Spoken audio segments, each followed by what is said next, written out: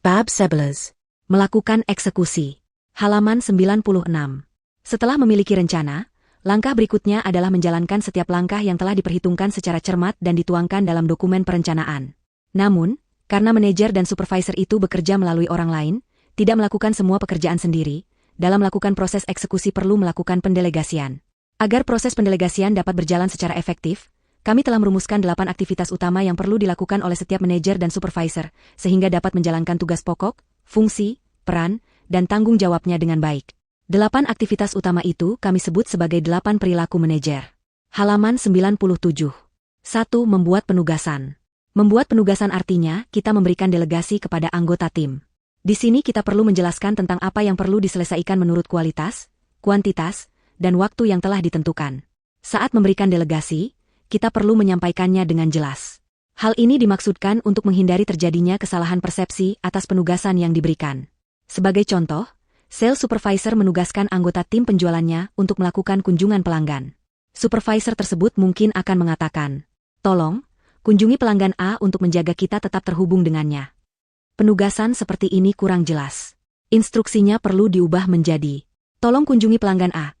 Pastikan dia menerbitkan pre-order bulan ini sebanyak 10.000 PCS sesuai forecast yang telah mereka berikan 3 bulan lalu. Harga sesuai kesepakatan yang telah dibuat dan lead time jangan kurang dari 14 hari kerja." Kita juga perlu memberikan alasan mengapa untuk setiap penugasan, terutama jika pelaksana yang menerima penugasan tampak enggan atau merasa tidak senang dengan tugas yang diterimanya. Kemudian, dapatkan komitmen dari pelaksana untuk menjalankan setiap rencana kerja yang telah dibuat, mengikuti tata cara, prosedur, atau jadwal yang sudah ditetapkan. Halaman 98. Pastikan juga kebutuhan sumber daya yang diperlukan telah tersedia. Jangan sampai kita memberi penugasan, tetapi sarana dan prasarana yang diperlukan untuk pengerjaan tugas tersebut tidak tersedia. Pastikan juga pelaksana yang mendapat penugasan memiliki pengetahuan dan/atau keahlian yang diperlukan. Jangan sampai kita menugaskan pekerjaan yang dia tidak memiliki kemampuan untuk mengerjakannya. 2. Memberikan pengarahan. Jelaskan bagaimana cara yang baik dan benar dalam melakukan pekerjaan tersebut. Misalnya, menerangkan metode dan prosesnya, standar kerja, peralatan atau mesin, bahan atau material yang digunakan, perubahan dari yang biasa dilakukan, dan sebagainya.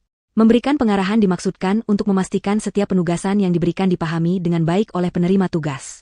Dengan begitu, dia tidak akan melakukan pekerjaan dengan caranya sendiri, tetapi sesuai dengan prosedur yang berlaku. Halaman 99. 3. Melakukan tindak lanjut. Tindak lanjut dilakukan untuk memastikan bahwa tindakan yang dilakukan telah sesuai dengan rencana dan mengidentifikasi kemungkinan penyimpangan yang terjadi. Melakukan tindak lanjut juga berfungsi sebagai tindakan pencegahan agar tidak terjadi penyimpangan. Saat melakukan tindak lanjut, kita juga dapat mengidentifikasi rugi kesempatan yang ada. Jika sudah diidentifikasi, kita dapat memberikan saran atau inisiatif perbaikan.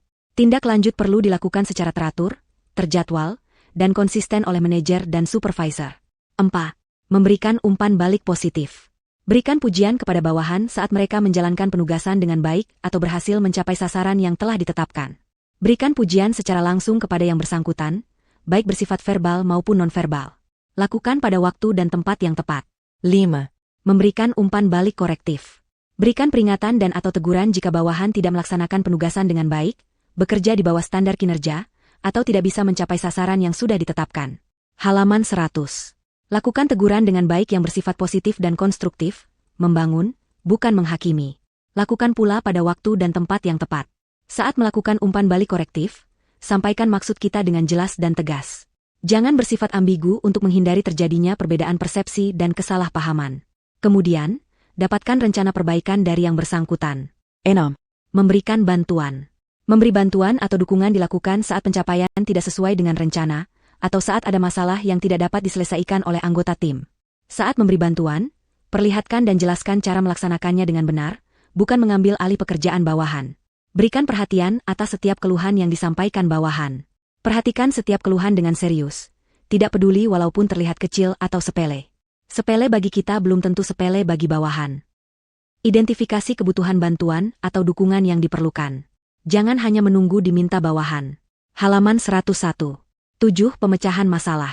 Para pelaksana bekerja sesuai dengan penugasan yang diberikan. Jika ada masalah, mungkin mereka tidak memiliki kemampuan yang memadai untuk menyelesaikan persoalan tersebut. Oleh karena itu, bantulah dalam mengidentifikasi pokok permasalahan sampai akar masalahnya ketemu. Dengan begitu, persoalan tersebut dapat diselesaikan dengan tuntas. Ambil bagian dalam proses pemecahan masalah, dan bekerja samalah untuk mencari solusi. Pertimbangkan seluruh alternatif penyelesaian yang diperoleh dari sesi brainstorming, dan pilih solusi yang paling tepat. 8. Membuat laporan. Biasakan selalu untuk membuat laporan dari suatu penugasan yang diberikan. Laporkan hasil yang dicapai secara jelas dan jujur berdasarkan kualitas, kuantitas, dan batas waktu penyelesaian yang telah ditentukan. Gunakan semua informasi yang ada. Jangan mengurangi atau menambahkan. Buat laporan secara teratur, tanpa perlu diminta atasan atau yang memberi penugasan. Laporan dibuat oleh yang menerima penugasan. Gunakan laporan yang diterima sebagai bahan perencanaan untuk aktivitas berikutnya.